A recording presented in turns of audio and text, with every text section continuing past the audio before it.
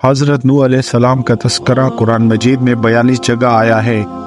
حضرت آدم علیہ السلام کی اولاد دنیا میں خوب بڑی، آہستہ آہستہ یہ اللہ کو بھولتے گئے جس نے انہیں پیدا کیا تھا اور جو ان کا پالنے والا ہے، اور شیطان کے بہکاوے میں آنے لگے جس نے حضرت آدم علیہ السلام کو جنت سے نکلوا دیا تھا۔ شیطان کے بہکاوے میں آ کر یہ لوگ بتوں، آگ اور سورج وغیرہ کو پوجنے لگے اور خدا کے بجائے مٹی اور پتھر کے بہت سے خدا بنا لیے۔ اپنے ہاتھ سے اپنا خدا بناتے اور پھر ان سے مانگتے، حالانکہ یہ مٹی اور پتھر کے خدا اپنے لیے کچھ نہ کر سکتے تھے، ان کے لیے کیا کرتے؟ اللہ تعالیٰ نے جو اپنے بندوں سے بڑی محبت رکھتا ہے، اس کو بھی یہ بات گوارا نہیں کہ اس کے بندے شیطان کے بہکاوے میں آ کر اللہ کے علاوہ کسی اور کی عبادت کرنے لگے اور اس کی سزا میں مرنے کے بعد دوزخ میں جلیں۔ اللہ پاک نے حضرت نوح علیہ السلام کو اپنا نبی بنا کر بھیجا۔ اس زمانے میں لوگوں کی عمریں بہت بڑی بڑی ہوتی تھی۔ حضرت نوح علیہ السلام 950 سال تک اپنی قوم میں وعظ کرتے رہے کہ اے لوگو، صرف ایک اللہ کی عبادت کرو اور میرا کہا مانو، وہ تمہارے گناہ بخش دے گا۔ لیکن لوگوں نے حضرت نوح علیہ السلام کی باتوں کو نہ مانا اور اپنے کانوں میں انگلیاں دے لی اور کپڑے اوڑھ لیے تاکہ حضرت نوح علیہ السلام کی آواز کانوں تک نہ پہنچے۔ حضرت نوح علیہ السلام ہمت نہ ہارے، وہ برابر سمجھاتے رہے اور کہتے رہے، اے لوگو، اللہ سے معافی مانگو، وہ بڑا معاف کرنے والا ہے۔ وہ تم پر آسمان سے بارش برسائے گا تاکہ تم خوب اناج پیدا کر سکو، اور اس کے ذریعے سے بڑے بڑے باغ پیدا کر دے گا، ان میں نہریں پیدا کر دے گا، تمہیں مال و دولت دے گا اور بیٹے دے گا۔ تمہیں کیا ہو گیا ہے کہ تم اللہ کو نہیں مانتے، حالانکہ اس نے آسمان بنائے، چاند اور سورج بنائے، اس نے تم کو مٹی سے پیدا کیا اور پھر اسی مٹی میں ایک دن تم مل جاؤ گے، اور پھر قیامت کے دن اسی مٹی سے تم کو دوبارہ زندہ کر دے گا۔ لیکن لوگوں نے اپنے بتوں کو نہیں چھوڑا اور حضرت نوح علیہ السلام سے کہنے لگے کہ ہم اپنے بتوں کو ہرگز نہ چھوڑیں گے، اور ہم تو تم کو اپنے جیسا ہی آدمی دیکھتے ہیں، اور تمہارا کہنا بھی صرف چند غریب لوگوں نے مانا، اور ہم تو تم کو جھوٹا سمجھتے ہیں۔ حضرت نوح علیہ السلام نے کہا کہ اے میری قوم، میں تم کو جو نصیحت کرتا ہوں اس کے بدلے میں تم سے کوئی مال و دولت نہیں چاہتا، اور جو غریب آدمی مسلمان ہوئے ہیں اور اللہ پر ایمان لائے ہیں، ان کو میں اپنے پاس سے تمہارے کہنے سے نکالوں گا نہیں۔ اگر میں ان کو اپنے پاس سے نکال دوں تو اللہ کے عذاب سے مجھے کون بچائے گا؟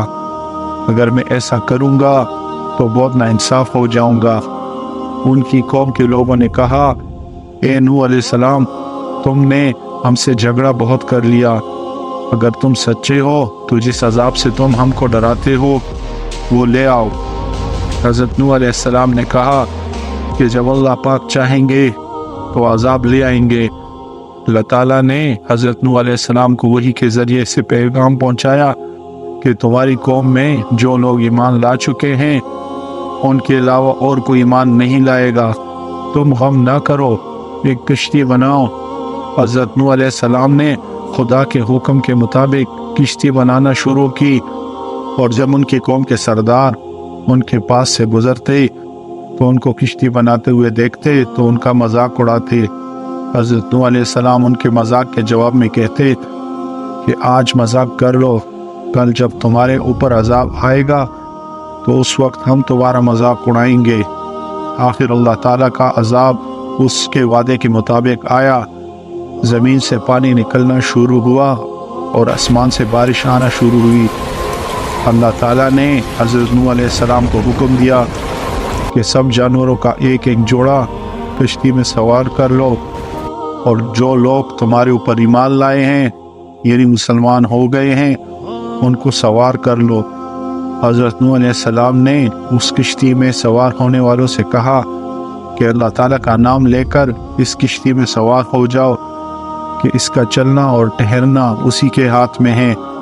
اللہ تعالیٰ بڑا بخشنے والا مہربان ہے۔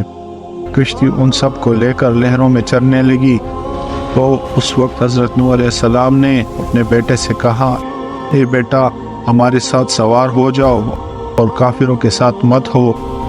اس نے کہا، میں کسی پہاڑ پر چڑھ جاؤں گا اور پانی سے بچ جاؤں گا۔ حضرت نوح علیہ السلام نے کہا، آج اللہ کے عذاب سے سوائے اللہ کے کوئی بچانے والا نہیں۔ اتنے میں دونوں کے درمیان ایک پانی کی لہر اٹھی اور وہ ڈوب گیا۔ پھر اللہ تعالیٰ نے زمین کو حکم دیا کہ اپنا پانی نگل جا، اور آسمان کو بھی حکم دیا کہ پانی برسانا بند کر دے، یہاں تک کہ پانی خشک ہو گیا اور تمام کافر دنیا میں ختم کر دیے گئے۔ حضرت نوح علیہ السلام کی کشتی کوہ جودی پر ٹھہری۔ حضرت نوح علیہ السلام نے اپنے پروردگار سے عرض کیا، اے میرے رب، میرا بیٹا بھی میرے گھر والوں میں سے ہے اور آپ کا وعدہ سچا ہے۔ یعنی حضرت نوح علیہ السلام کا مطلب تھا کہ اللہ تعالیٰ نے آپ سے وعدہ فرمایا تھا کہ تیرے گھر والوں کو اس طوفان سے بچا لوں گا، پھر میرا بیٹا کیوں ڈوبا؟ تو اللہ تعالیٰ نے فرمایا کہ نوح، کہ تیرا بیٹا تیرے گھر والوں میں سے نہیں تھا، کیونکہ اس کے عمل اچھے نہیں تھے۔ میں تجھ کو نصیحت کرتا ہوں کہ ایسی بات نہ کر جو تیرے علم میں نہیں۔ اس لیے کنعان اللہ کے علم ازلی میں کافر تھا اور یہ بات نوح علیہ السلام کے علم میں نہ تھی۔ حضرت نوح علیہ السلام نے اللہ پاک سے توبہ کی اور اپنے کہنے کی معافی چاہی۔ اللہ پاک نے ان کو معاف کر دیا اور حکم دیا کہ اے نوح، ہماری طرف سے سلامتی اور برکتوں کے ساتھ اتر جا۔ اس کے بعد حضرت نوح علیہ السلام کی امت سے دنیا بسی اور آہستہ آہستہ ان کے بال بچے آباد ہوتے گئے۔ یہ سب لوگ اللہ تعالیٰ کی اطاعت کرتے رہے۔ زمانہ گزرتا گیا اور آہستہ آہستہ شیطان نے پھر بہکانا شروع کر دیا، تو یہ لوگ اللہ تعالیٰ کو بھولنے لگے۔ حضرت نوح علیہ السلام جو اللہ تعالیٰ کے اتنے بڑے پیغمبر تھے، اپنے بیٹے کو اس کے برے کاموں کی وجہ سے اللہ تعالیٰ کے عذاب سے بچا نہ سکے۔ اس طرح اگر ہمارے ماں باپ اللہ کے کتنے ہی ولی کیوں نہ ہو، اگر ہمارے عمل اچھے نہ ہو تو وہ ہم کو اللہ تعالیٰ کے عذاب سے نہ بچا سکیں گے۔ ہم کو اپنے بزرگوں کے نیک عمل کا سہارا نہیں لینا چاہیے، بلکہ اللہ اور اس کے رسول صلی اللہ علیہ وآلہ وسلم کے بتائے ہوئے کاموں پر عمل کر کے نیک بننا چاہیے۔